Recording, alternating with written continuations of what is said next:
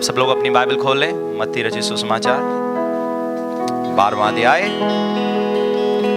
और उसकी 28वीं आयत। सो यहाँ प्रभु यीशु मसीह कहते हैं, यदि मैं परमेश्वर के आत्मा की सहायता से दुष्ट आत्माओं को निकालता हूं तो तुम्हारे बीच में परमेश्वर का राज्य आ पहुंचा है।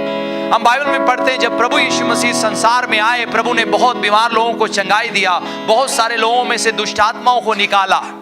और प्रभु यीशु मसीह कहते हैं, ये एक चिन्ह है कि परमेश्वर का राज्य तुम्हारे बीच में आ पहुंचा है। जब इंसान ने इस संसार में गुनाह किया, और बाइबल में लिखा है, जब परमेश्वर ने उत्पत्ति की किताब में पढ़ते हैं, जब परमेश्वर ने आदम को बनाया, इंसान को बनाया, और परमेश्वर ने उसको कहा फूलो फलो और पृथ्वी में भर जाओ। और परमेश्वर ने आदम को इस पृथ्वी की हर एक चीज के ऊपर अधिकार दिया, लेकिन आदम ने गुनाह करके, पाप करके उस अधिकार को गवा दिया, उस अधिकार को खो दिया, और वो अधिकार उसने शैतान के हाथों में सौंप दिया। और फिर क्या हुआ? इंसान शैतान का गुलाम बन बैठा।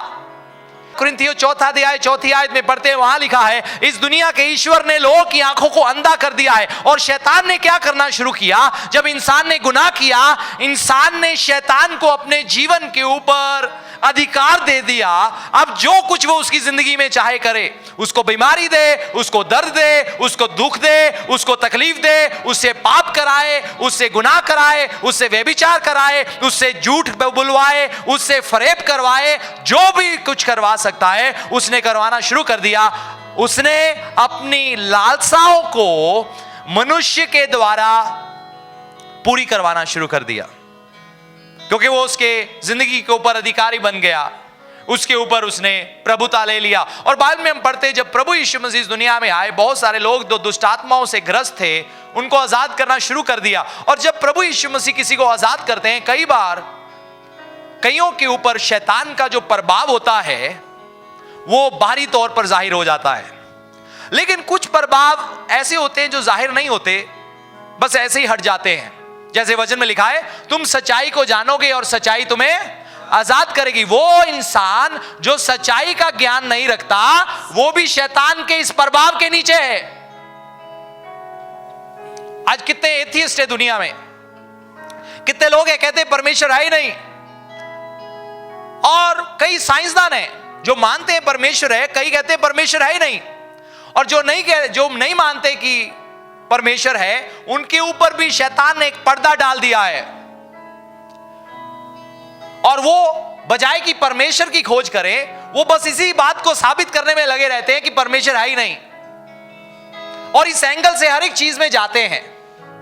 और आज हमारी किताबों में भी ये सब चीजें डाल दी गई है, एवोल्यूशन थ्योरी और ये और वो, और किसी तरीके ये लोग साबित करना चाहते हैं कि परमेश्वर नहीं है, क्योंकि ये कहते हैं परमेश्वर नहीं है, इसलिए ये चाहते हैं हर कोई यही माने परमेश्वर नहीं है। तो हम देखते हैं ये दुनिया शैतान के, दुनिया के बहुत सारे लोग, हम नहीं, लेकिन दुनिया के बहुत सारे लोग, बहुत सारी सरकारें भी शैतान के अधिकार के नीचे हैं। उसने उनकी आंखों को अंधा किया हुआ है। लेकिन जब प्रभु यीशु मसीह संसार में आए, प्रभु यीशु मसीह ने क्या करना शुरू किया? प्रभु ने कहा, परमेश्वर का आत्मा मुझ पर है और उसने मेरा अभिषेक किया है बंधुओं को छुड़ाने के लिए, सुसमाचार सुनाने के लिए। वो लोग जो बंधुआई में हैं वो आजाद हो सके। किसकी बंधुआई में से आजाद हो सके? किसकी? शैतान की। सब कहे शैतान की। जब प्रभु यीशु मसीह भी इस दुनिया में आए, जब प्रभु यीशु मसीह का आगमन हुआ, बहुत सारे यहूदी लोग बाइबल के अनुसार इंतजार कर रहे थे कि वो मसीहा आएगा, और वो सोच रहे थे जब मसीहा आएगा वो रोमन साम्राज्य को नष्ट करेगा और वो हमें आजाद करेगा।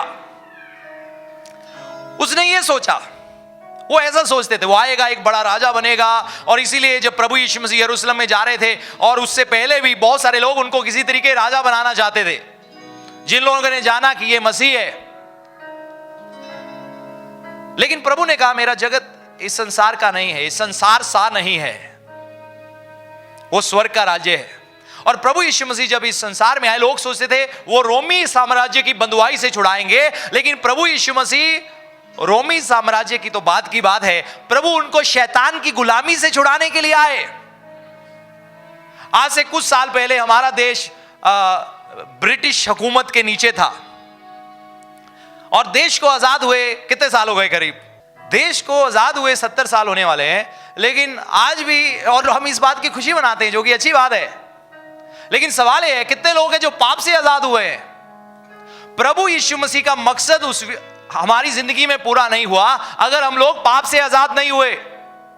प्रभु इस संसार में आए थे हमें शैतान के अधिकार के नीचे से छुड़ाने के लिए, ताकि अब शैतान हमारे सर के ऊपर ना बैठे, हमारे पांव के नीचे हम कुचल सके। आमीन। शैतान की जगह कहां है? आपकी जेब में नहीं है, आपके सर पर नहीं है, आपके कंधों पर नहीं है, आपके पांव के नीचे है। सब कहें पांव के नीचे है। पड़ोसी से कहो, शैतान की जगह मेरे पांव के नीचे है। आमीन। और प्रभु यीशु मसीह कहते हैं, अगर मैं दुष्ट आत्माओं को निकालता हूं, ये तुम्हारे बीच में सबूत है। देखो वो लोग जो बंधुआई में है, वो लोग जो बीमारी में है, जो लोग नशे में जिंदगी जी रहे हैं, वो जो झूठ में जी रहे हैं, फरेब में जी रहे हैं, व्यभिचार में जी रहे हैं, गंदे ख्यालों में, गंदी बातों में, गंदी तस्वीरों में, गंदी फिल्मों में, फालतू के नाटकों में, फालतू के टीवी प्रोग्रामों में, ये भी एक बंधन है और लोग इसके बिना रह नहीं सकते। और हम सोचते हैं वो एंटरटेनमेंट है। नहीं, एंटरटेनमेंट के नाम से हम बहुत सारी चीजों के गुलाम बने बैठे हुए हैं। इसीलिए हमें बाकी सब चीजों का समय है, लेकिन हमें प्रभु के साथ टाइम नहीं है प्रभु के साथ बिताने के लिए। शैतान हमें इतना गुलाम बना लेता है कि हम प्रभु के साथ समय ना बिता पाए, क्योंकि उसको जेलसी होता है, क्योंकि उसको पता है अगर ये व्यक्ति प्रभु के साथ समय बिताना शुरू हो गया, ये लगता तो मिट्टी है लेकिन सोने में बदल जाएगा,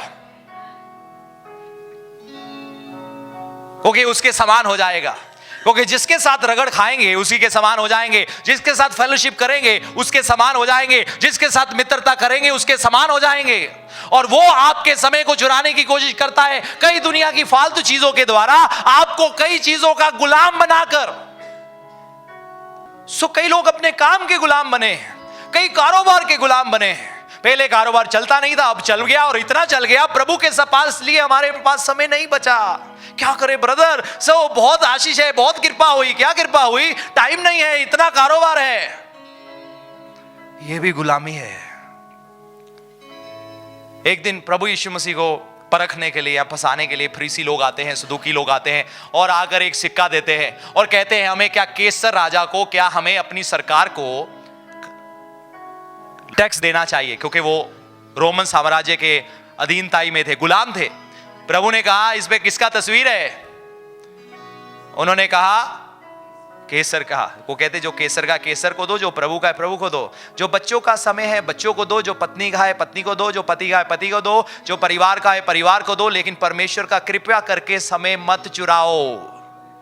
वो जिसने हमें जिंदगी दिया है, वो जो हमें सांसें देता है, वो जो हमें बल देता है, शक्ति देता है, उसका समय किसी और को चुराने ना दो। ना दोस्तों को, ना मित्रों को, ना सहेलियों को, ना रिश्तेदारों को, ना परिवार को, किसी को भी वो समय चुराने मत दो।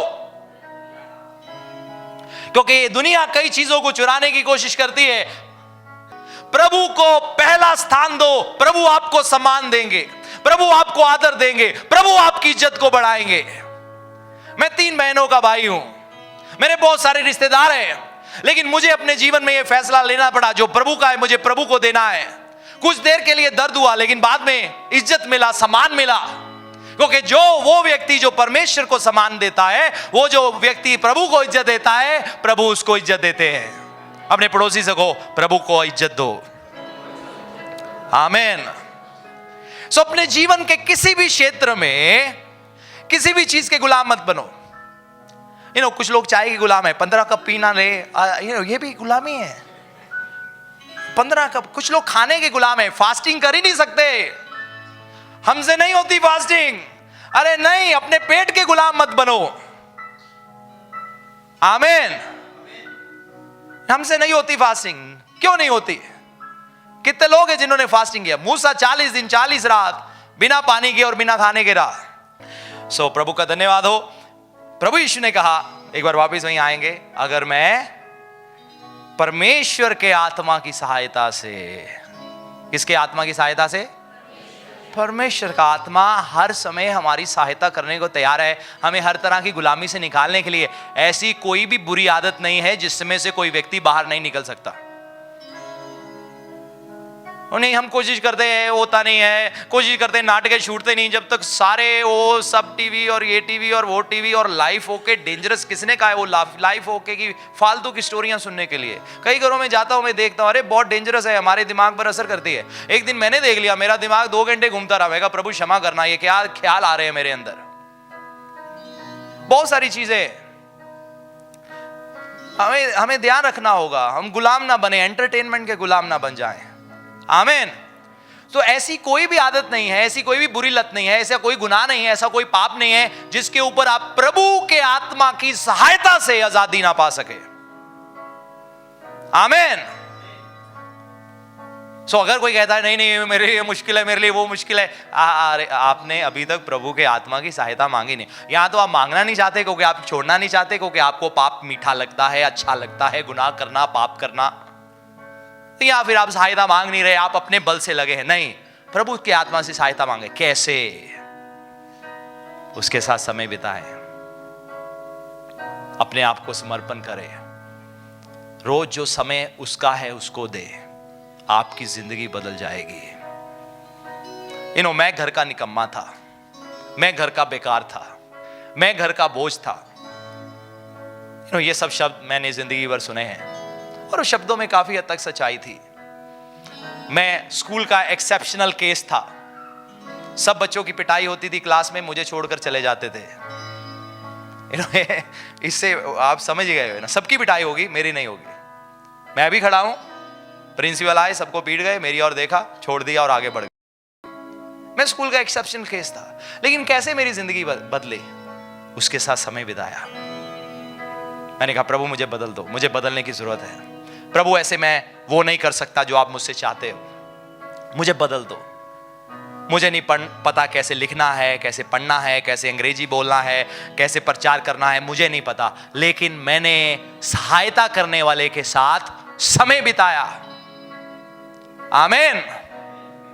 सो जब प्रभु यीशु मसीह इस बात का प्रमाण देते हैं और प्रभु कहते हैं कि प्रभु का राज्य, जब एक व्यक्ति सच्चाई को जान लेता है, प्रभु का राज्य उसकी जिंदगी में आ गया है। और सच्चाई क्या है? सवाल है सच क्या है? बड़े बड़े साधुओं ने इस बात की खोज किया, बड़े बड़े ग्रंथों में लिखा है सच्चाई को खोजो, उसको खोज लो, उसको जान लो, और इंसान का मार्गदर्शन किया ताकि वो सच्चे परमेश्वर को खोजे।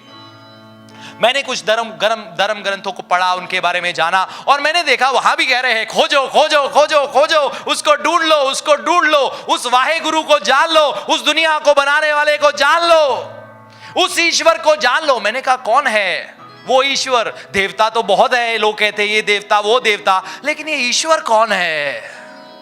ये सृजनहार कौन है? ये दुनिया को रचने वाला कौन है?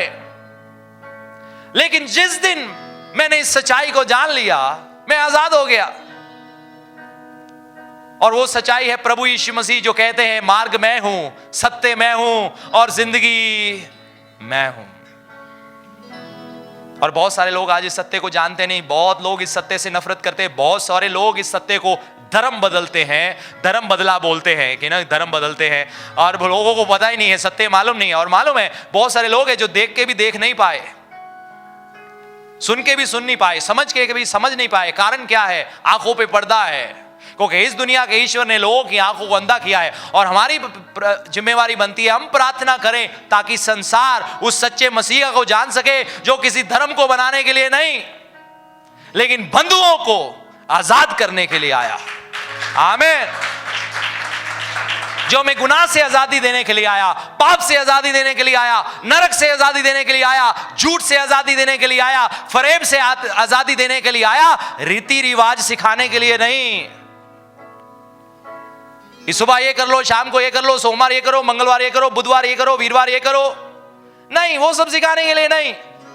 एक जिंदगी जो परमेश्वर को भाए, ऐसी जिंदगी जीने के लिए। आमीन।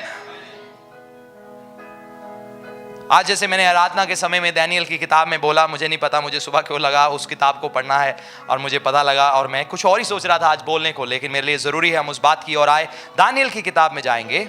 अपने राज्य के दूसरे वर्ष में नबूकदनेस्सर ने ऐसा स्वप्न देखा जिसमें उसका मन बहुत ही व्याकुल हो गया और उसको नींद ना आई। बाद में नींद ना आई। राजा नेबुकदनेस्सर इंग्लिश में लिखा है और हिंदी में नबूकदनेस्सर, वो एक ख्वाब देखता है और ये एक बहुत बड़ा, बहुत महान राजा था जो पृथ्वी के कोने कोने तक इसका राज्य था, कोने कोने तक। हम देखते हैं जब ब्रिटिश साम्राज्य आया हमारे देश में, वो सिर्फ यही नहीं आया, बहुत दूर दूर तक था, दुनिया के ज्यादातर हिस्से पर था, पर पूरी दुनिया पर उसका राज्य नहीं था। लेकिन ये राजा का प्रभाव सारी दुनिया के ऊपर था। आमीन। और जब एक राज्य आता है ना, जब कोई भी एक राज्य आया हमारे देश के ऊपर, आखिरी जो राज्य आया ब्रिटिश राज्य आया, इसीलिए हमारे देश के लोग इंग्लिश जानते हैं काफी हद तक। लेकिन जब मैं पिछले साल जब मैं थाईलैंड में गया, वहां देखा लोगों को इंग्लिश कुछ भी नहीं पता, कुछ भी मालूम नहीं। कारण क्या था? क्योंकि उनके ऊपर कभी अंग्रेजी सरकार ने राज्य नहीं किया। तो जब एक राज्य कहीं जाकर राज करता है तो वो अपने कायदे कानून लेके आता है और अपनी भाषा लोगों को सिखाना शुरू कर देता है, क्योंकि वो उसके ऊपर प्रभाव डालना चाहता है, वो दूसरे राज्य के ऊपर अपनी इन्फ्लुएंस को लाना चाहता है। समझ रहे हो मेरी बात को? इसी तरीके देखते हैं हमारे देश के ऊपर जो भी सरकार आती है वो अपने कई कायदे कानून ले आती है ताकि और ये हर चीज में चलता है। कांग्रेस आएगी वो अपने कायदे कानून लाएगी, बीजेपी सरकार या कोई और सरकार, वो अपने उनके कायदे कानून है, उनके कुछ तरीके हैं, उनका कोई काम करने का तरीका है, और उस चीज को कई बार देखते हैं हम इस हमारे देश के ऊपर आते हुए। सो ये बेबीलोन साम्राज्य था और इन्होंने क्या किया, इजराइल को भी अपना गुलाम बनाया। और उन्होंने क्या किया गुलाम बनाने के बाद? सब लोग सुन रहे हैं मेरी ध्यान को बात को? इधर ध्यान से देखे, सब लोग सुन रहे हो? आमीन। क्या किया? कुछ राजा ने कहा कुछ लोगों को चुन के जो अच्छे, देखने में खूबसूरत, समझदार, उनको लेके आओ और उनको भाषा सिखाओ, क्योंकि ये काम किया जाता था। तो हम देखते हैं ये राजा का राज्य था और रात को ये स्वप्न देखा था, इसकी समझ में नहीं आया। और फिर राजा ने अपने पंडितों को बुलाया और पंडितों से कहा कि मुझे इसका अर्थ बताओ, लेकिन मैं तुम्हें नहीं बताऊंगा मैंने क्या स्वप्न देखा। तो कोई भी बता नहीं पाया और राजा ने हुक्म दे दिया सारे पंडितों को मार दो, सब झूठे हैं। तो दानियल जो परमेश्वर पर विश्वास करता था, उसने राजा से कहा, राजा मुझे समय दो, मेरा परमेश्वर तुम्हारा ख्वाब भी बताएगा और उसका अर्थ भी बताएगा। तो राजा ने कहा ठीक है। उसने शद्रक, मेशक और अबेदनगो से कहा, उन्होंने कहा चलो आज प्रार्थना करो कि प्रभु हमें बताए। और परमेश्वर ने दानियल के ऊपर वो ख्वाब, वो स्वप्न को भी जाहिर किया और उसका मतलब भी बताया। तो उसके बाद वो राजा के पास आता है और 20वीं आयत में लिखा है 19 आयत से, तब वह भेद दानियल को रात के समय दर्शन के द्वारा प्रकट किया गया। तब दानियल ने स्वर्ग के परमेश्वर का यह कहकर धन्यवाद किया, परमेश्वर का नाम युग युग धन्य है, क्योंकि वो बुद्धि और पराक्रम उसी का है। 25 आयत, तब अयोक ने दानियल को राजा के सम्मुख शीघ्र भीतर ले जाकर उससे कहा, यहूदी बंदियों में से एक पुरुष मुझको मिला है जो राजा को स्वप्न का फल बताएगा। राजा ने दानियल से, जिसका नाम बेल्तशस्सर था, पूछा, क्या तुम में इतनी शक्ति है कि जो स्वप्न मैंने देखा है उसे फल समेत बताए?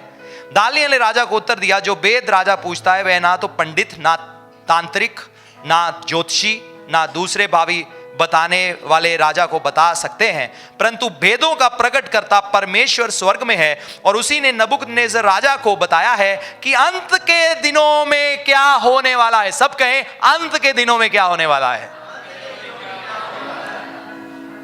ठीक है। सो वो क्या कहता है, परमेश्वर ने राजा को बताया है कि आखिरी दिनों में क्या होने वाला है। कितने लोग जानना चाहते हैं आखिरी दिनों में क्या होने वाला है? ठीक है। सो अंत के दिनों में क्या होने वाला है? सब कहें, अंत के दिनों में क्या होने वाला है। सो आगे वो कहता है, मुझ पर भेद इस कारण से नहीं खोला गया कि मैं सब प्राणियों से अधिक बुद्धिमान हूं। देख रहे हो आप उसकी हलीमताई को? परंतु केवल इसी कारण खोला गया कि स्वप्न का फल राजा को बताया जाए और तू अपने मन के विचार समझ सके।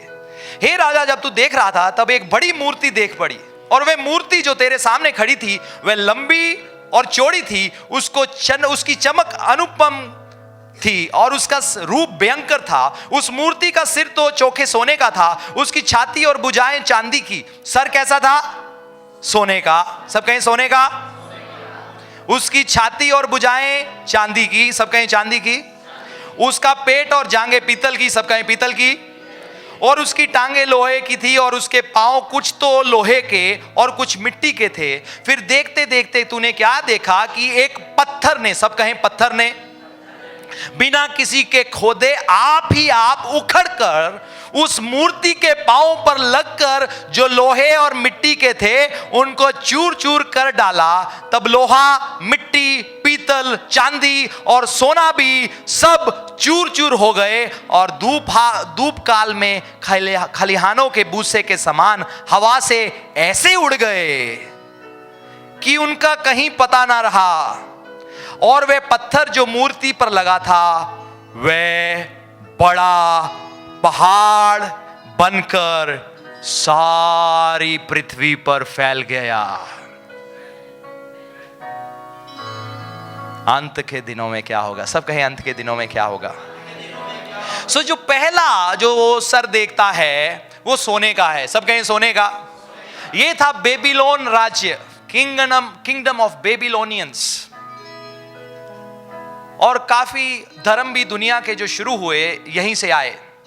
इन्होंने बहुत सारे देवी देवता बनाए, बहुत कुछ बनाए और फिर फैलते फैलते फैलते और हमारे देश के ऊपर भी उसका असर हुआ काफी हद तक। क्या करूंगा, ज्यादातर तकरीबन 100%।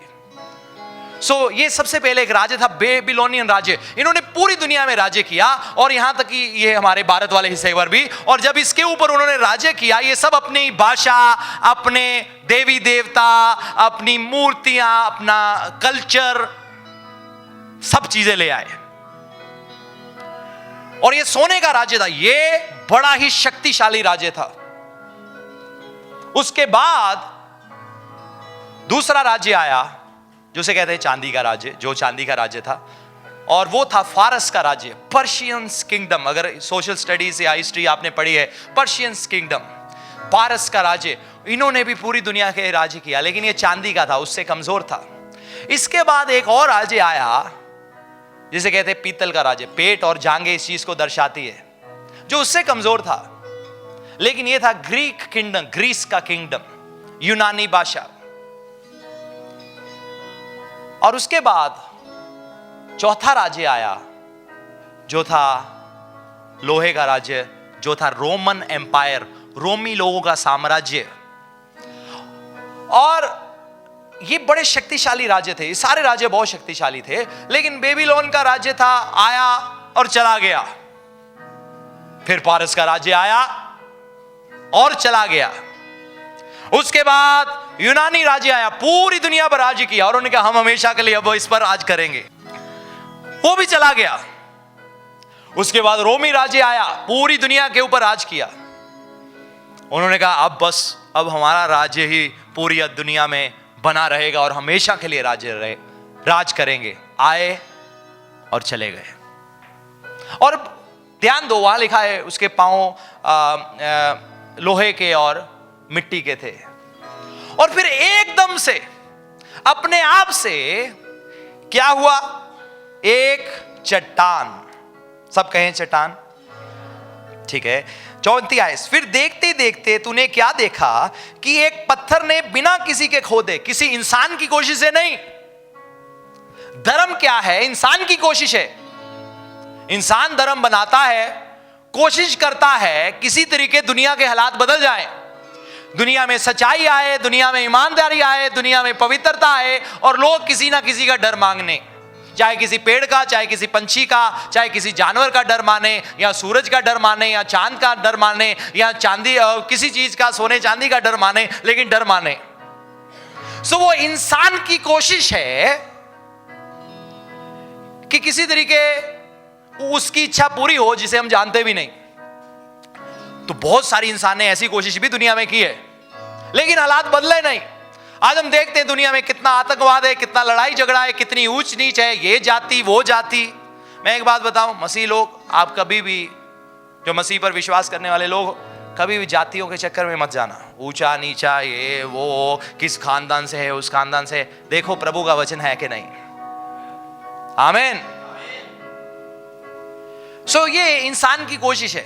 तो ये एक ऐसा पत्थर था जो इंसान की ओर से नहीं था, इंसान की कोशिश नहीं थी, लेकिन बाइबल में लिखा है खुद ब खुद, ठीक है, उस मूर्ति के पांव पर आप ही उखड़कर, ठीक है, बिना किसी के खोदे वो पत्थर आप ही उखड़कर उस मूर्ति के पांव पर लगकर जो लोहे और मिट्टी के थे उनको चूर कर दिया। कहीं कहीं वो रोमन राज्य मजबूत था, कहीं कहीं कमजोर था, ठीक है, उसको चकनाचूर कर डाला। तब लोहा बेबीलोन का राज्य, ठीक है, मिट्टी रोमन राज्य जो कहीं कहीं कमजोर था, पीतल कौन सा राज्य था? यूनानी राज्य, ग्रीस का राज्य, ठीक है, पीतल, चांदी और सोना, बेबीलोन का राज्य भी सब चूर चूर हो गए। कैसे चूर चूर हुए? और धूप काल में खलिहानों के भूसे के समान हवा से ऐसे उड़ गए, उनका कहीं पता ही ना रहा। कोई है इस समय रोमी राज्य दुनिया में? कोई बेबीलोनियन राज्य या कोई देश जरूर है कुछ कुछ, लेकिन उनका राज्य नहीं है। उनकी इच्छा पूरी नहीं हो रही संसार में, उनके कानून नहीं माने जा रहे, उनके तौर तरीके नहीं माने जा रहे।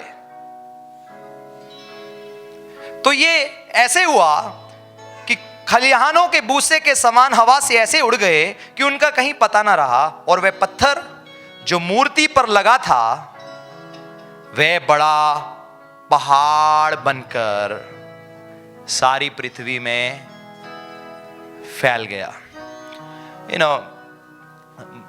बाइबल में लिखा है प्रभु यीशु मसीह वो कोने का वो पत्थर है। लोगों ने इस पत्थर को वो समझ नहीं पाए। सो प्रभु यीशु मसीह अपनी बात कर रहे थे, लोग समझ नहीं पाए। सो ये पत्थर है यीशु का राज्य, परमेश्वर का राज्य, कोई धर्म नहीं लेकिन परमेश्वर का राज्य।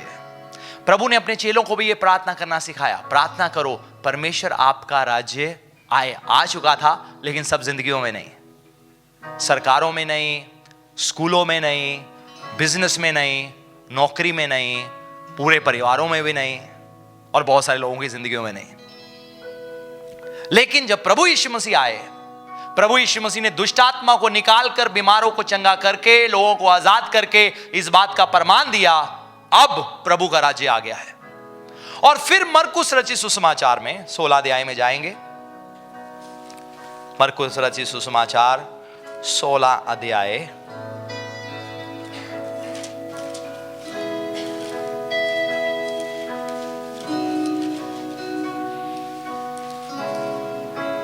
17 आयत में कहते हैं प्रभु, विश्वास करने वालों में ये चिन्ह होंगे। किन में ये चिन्ह होंगे? किन में ये चिन्ह होंगे? कितने लोग विश्वास करते हैं? 10, 15, 20, ठीक है, करीब सब। पड़ोसी से कहे मैं विश्वास करता हूं, दूसरी तरफ भी कहे मैं विश्वास करता हूं, पीछे वालों को भी कहे मैं विश्वास करता हूं। अब सभी पीछे ना देख ले। सो विश्वास करने वालों में ये चिन्ह होंगे, वे मेरे नाम से दुष्ट आत्माओं को निकालेंगे। हैं?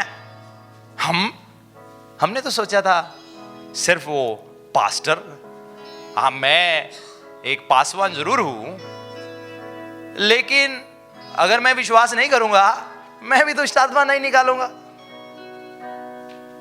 आमीन।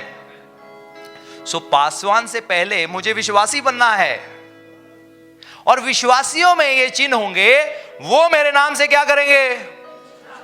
मेरी प्रार्थना अगर ये आज की संदेश 10 लोग भी पकड़ लें और वो करना शुरू कर दे जो प्रभु यीशु मसीह ने कहा है, तो मैं बताऊं पठानकोट में बहुत सारे लोग आजाद हो जाएंगे। आमीन। एक बार फिर से पढ़ेंगे, विश्वास करने वालों में ये चिन्ह होंगे कि वे मेरे नाम से दुष्ट आत्माओं को निकालेंगे। बहुत सारे लोग वचन सुन के एक्साइटेड बहुत होते हैं, अच्छा है, एक्साइटमेंट होती है, लेकिन करते कुछ नहीं उसके बारे में। प्रीचर कर रहा है और हम भी ये ना, लेकिन करना भी है। पड़ोसी से कहे करना भी है, जो सुना है वो करना भी है। ठीक है, मैं पूछ लूंगा अगले हफ्ते कितने दुष्ट आत्मा निकाल कर आए। विश्वास करने वालों में ये चिन्ह होंगे, वो मेरे नाम से दुष्ट आत्माओं को निकालेंगे, नई नई भाषा बोलेंगे, सांपों को उठा लेंगे, और यदि वे प्राणनाशक वस्तु भी पी जाएं, जानबूझ के पीने को नहीं कहा, ठीक है। जानबूझ के सांप, अच्छा ठीक है मैं 1 मिनट मुझे रुक जाओ, सांपों को उठा लेंगे। और यदि वे प्राणनाशक वस्तु भी पी जाएं, कहने का मतलब है जादू टोना तवीत घोल के पिला दिया इसने, वो कहते हैं ना कई बार, ये खिला दिया, फूंक मार दिया, पत्थर फेंक दिया, झाड़ू फेंक दिया, तीला फेंक दिया, पता नहीं क्या क्या है ना, वो एक जहर के समान है जो हमारी जिंदगी में लोग करते हैं नहीं करते वो बात की बात है। लेकिन प्रभु का वचन क्या कहता है? आप विश्वास करते हैं? ठीक है, बहुत अच्छा। कहीं मैं विश्वास करता हूं या करती हूं, ठीक है। वो नई नई भाषा बोलेंगे, सांपों को उठा लेंगे, यदि वे प्राणनाशक वस्तु भी पी जाएं, तो बीज गोल के 100-200 इधर से लाकर, 100-200 उस बाबे से लाकर, 500 उस तांत्रिक से लाकर, उनको को सब उबाल के घोल के मुझे पिला दो। तैयार हो करने के लिए? देख लो।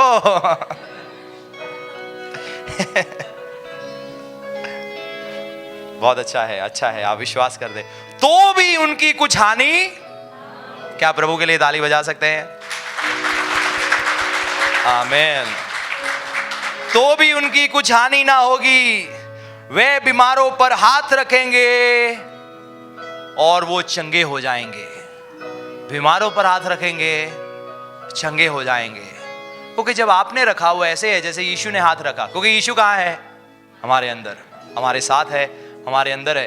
पिछले दिनों में एक पिछली मीटिंग में एक कलीसिया में प्रभु के आत्मा ने कहा यहाँ किसी की आंखों में समस्या थी, ठीक हो गई। सो एक भाई, उसको बड़ा धुंधला दिखता था, तो मैंने कहा कौन है इस तरफ, कौन है, आंखें आपकी ठीक हुई है? भाई ने ऊंचा हाथ खड़ा किया। मैंने कहा इसके पास माइक भेजो।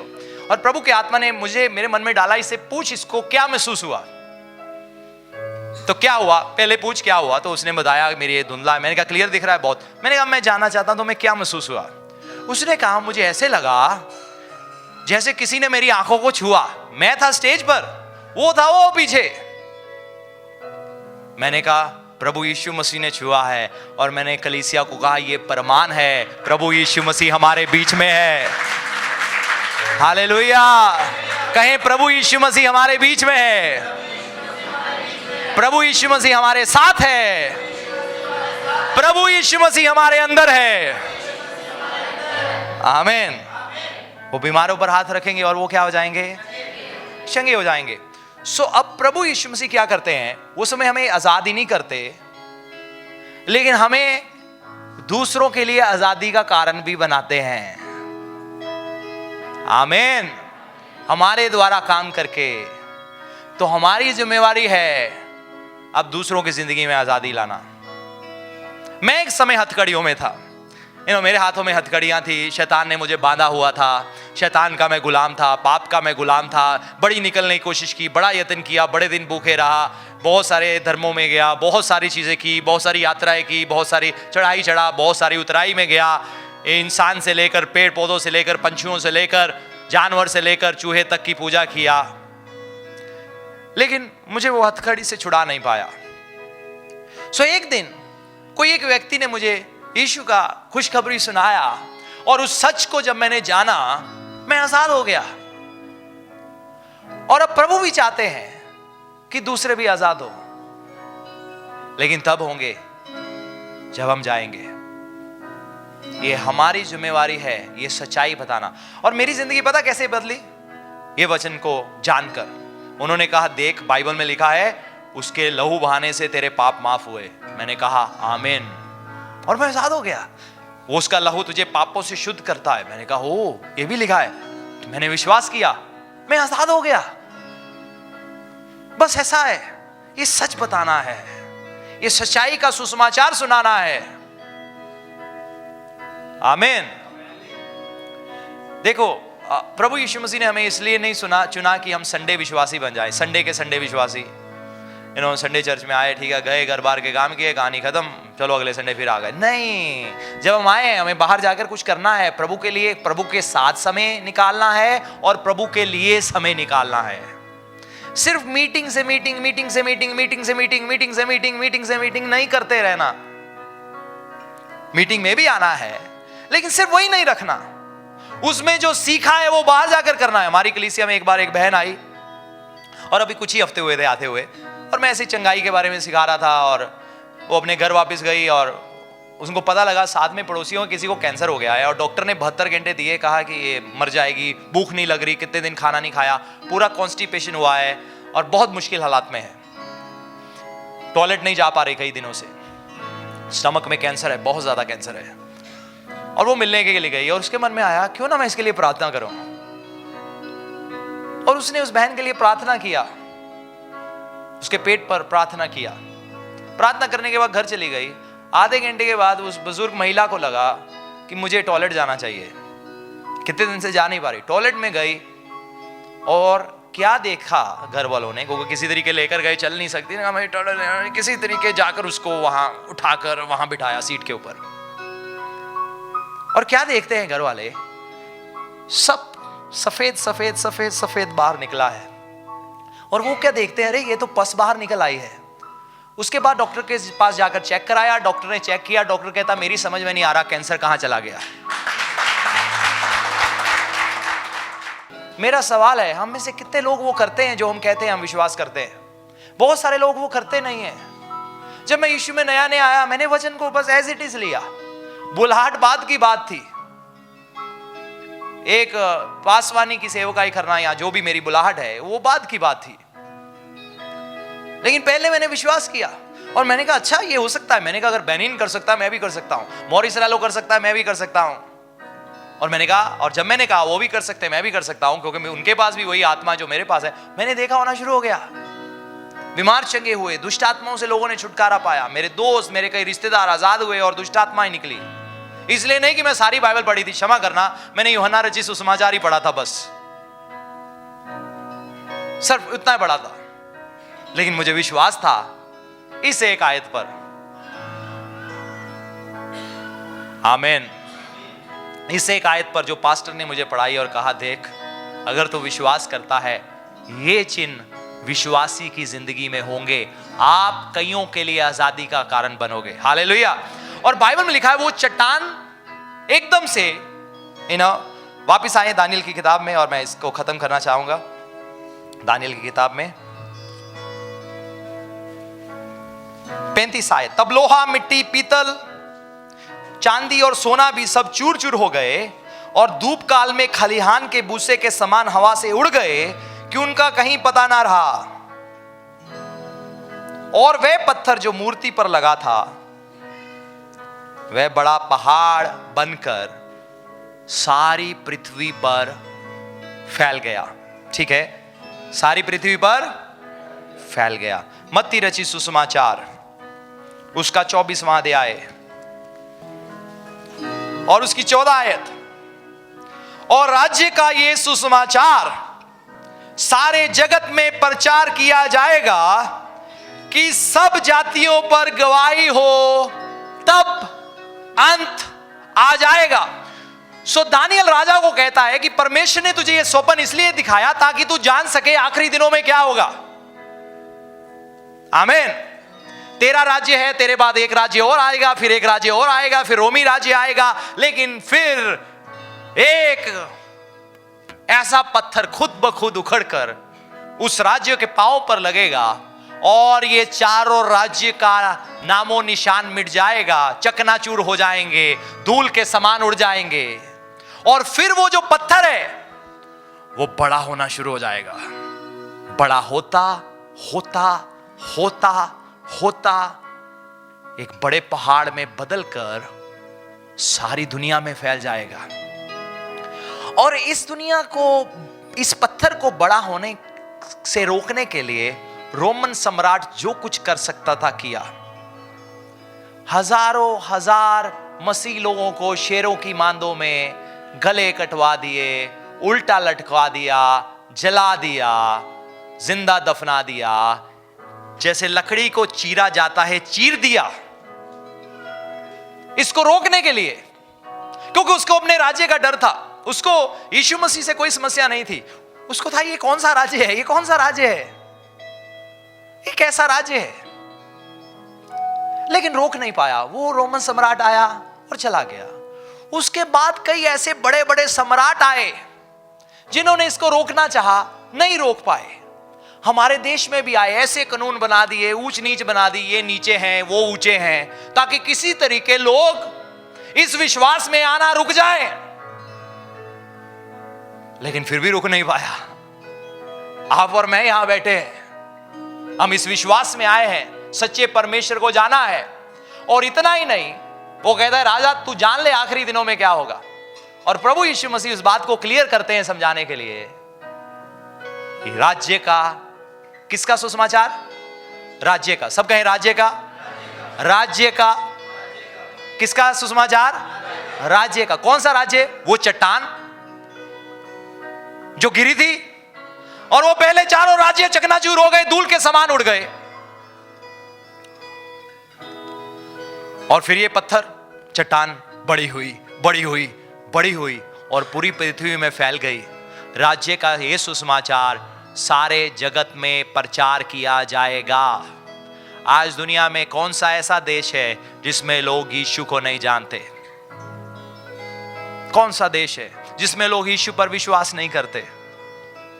जहां कलीसियाएं नहीं हैं, जहां लोग संगति नहीं करते। ऐसे कौन से पुराने आए हुए धर्मों के लोग हैं या किसी धर्म के लोग हैं जिनमें से कुछ लोग यीशु पर विश्वास नहीं करते, जिन्होंने तौबा करके बपतिस्मा नहीं लिया?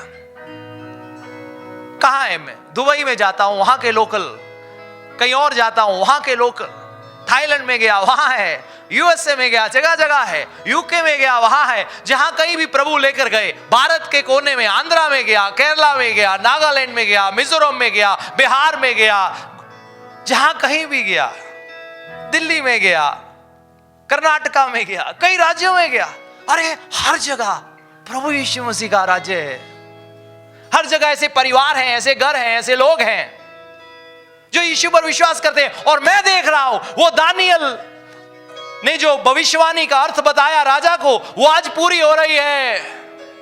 प्रभु का राज्य पहाड़ की तरह फैलता जा रहा है। बेशक इसको रोकने की बहुत कोशिश किया गया, बेशक उड़ीसा में 1000 लोगों को मार दिया गया, बेशक और कई जगह लोगों को सताया गया, तड़पाया गया, उनका इंकार किया गया, उनको बेइज्जत किया गया, उन पर झूठे इल्जाम लगाए गए, तरह तरह की बातें बोली गई, घरों से निकाला गया, परिवारों से निकाला गया, भूखे रखा गया, कमरों में बंद रखा गया, मारा गया, पीटा गया, परेशान किया गया, अकेले छोड़ दिया गया। लेकिन फिर भी ये राज्य का अंत नहीं हुआ। और बाइबल में लिखा है, of the increase of his kingdom there shall be no end. उसके राज्य का कभी अंत ना होगा। आए हम सब खड़े हो जाएं, अपनी आंखों को बंद करें। आज फैसला लें, प्रभु की सहायता पाएं। पवित्र आत्मा हमारे बीच में मौजूद है। अब से लेकर हम गुलामी में नहीं रहेंगे, उस आजादी में चलेंगे। आमीन। क्षमा मांगे, आपके पास आधा मिनट है। अगर जिंदगी के कोई हिस्से हैं, क्षेत्र हैं, जिंदगी को जांचें। कहीं किसी क्षेत्र में शैतान की गुलामी में तो नहीं है, पाप की गुलामी में तो नहीं है, अंधकार की गुलामी में तो नहीं है, पैसे की गुलामी में तो नहीं है, नौकरी की गुलामी में तो नहीं है, बिजनेस की गुलामी में तो नहीं है, रिश्तेदारों की गुलामी में तो नहीं है, परिवार की गुलामी में तो नहीं है, टीवी नाटकों की गुलामी में तो नहीं है, एंटरटेनमेंट की गुलामी में तो नहीं है, वीडियो गेम्स की गुलामी में तो नहीं है। बहुत सारी कई चीजें हमें वो समय को चुराती हैं जो हमें प्रभु के साथ बिताना है। हमारी जिंदगी का मकसद हमारे ख्वाब की गुलामी तो नहीं है। हम अपने ख्वाब को पूरा करना चाहते हैं, लेकिन वो नहीं कर रहे जो जरूरी था। शक की गुलामी में तो नहीं है, वहम की गुलामी में तो नहीं है, अविश्वास की गुलामी में तो नहीं है। आज निर्णय ले, प्रभु से क्षमा मांगे। यीशु का लहू आपके गुनाहों को से आपको शुद्ध करता है।